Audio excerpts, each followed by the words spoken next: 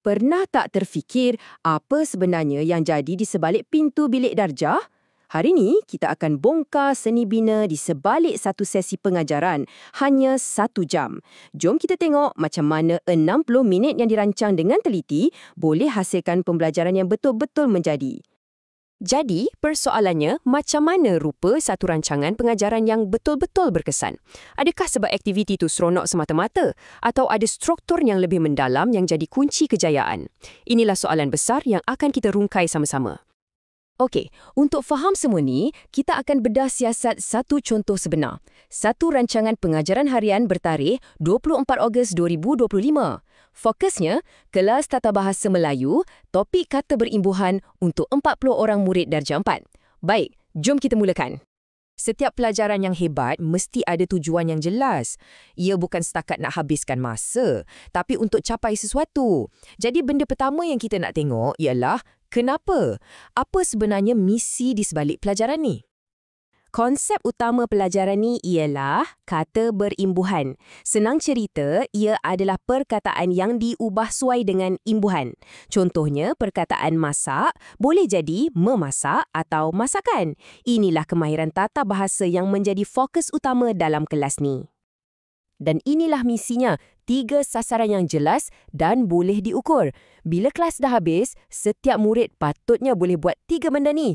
Perasan tak? Ia bermula dari yang asas, iaitu kenal pasti, kemudian naik ke tahap yang lebih kompleks, membina ayat. Semua ni memang sengaja dirancang macam tu. Okey, kita dah tahu apa yang nak diajar. Sekarang, jom kita tengok macam mana pula.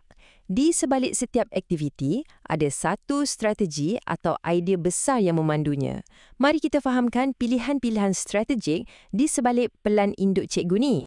Rangka tindakan ni tunjukkan yang cikgu ni betul-betul fikir masak-masak. Ia bukan sekadar senarai aktiviti. Pendekatan berpusatkan murid bermakna murid bukan setakat duduk dengar, tapi dorang sendiri yang kena aktif cari jawapan. Kontekstual pula maksudnya topik tata bahasa ni dikaitkan dengan sesuatu yang dorang kenal, macam halwa betik. Setiap elemen dirancang teliti. Misi dah ada, strategi pun dah ada. Sekarang masa untuk kita tengok macam mana semua ni berjalan dalam kelas, minit demi minit. Cuba tengok pecahan masa ni. Separuh masa kelas, 30 minit penuh digunakan khas untuk aktiviti kumpulan. Ini dah tunjuk dengan jelas yang fokusnya bukan pada cikgu berceramah, tapi pada murid yang buat kerja dan belajar sama-sama.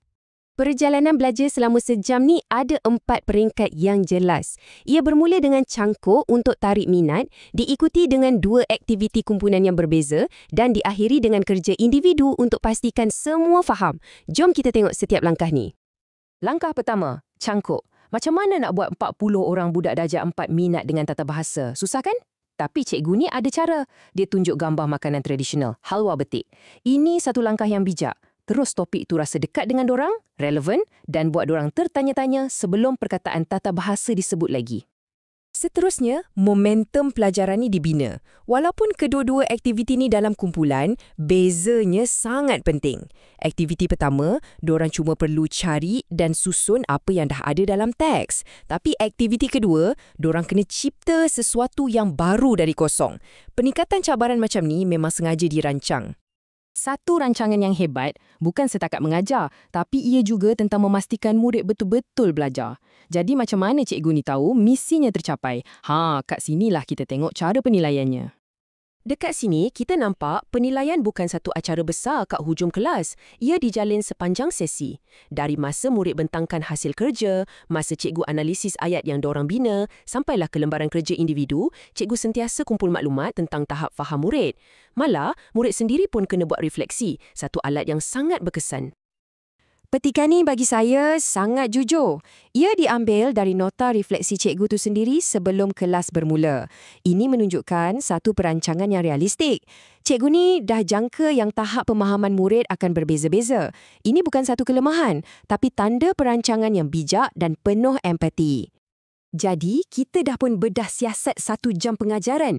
Dari matlamat sampailah ke pelaksanaannya.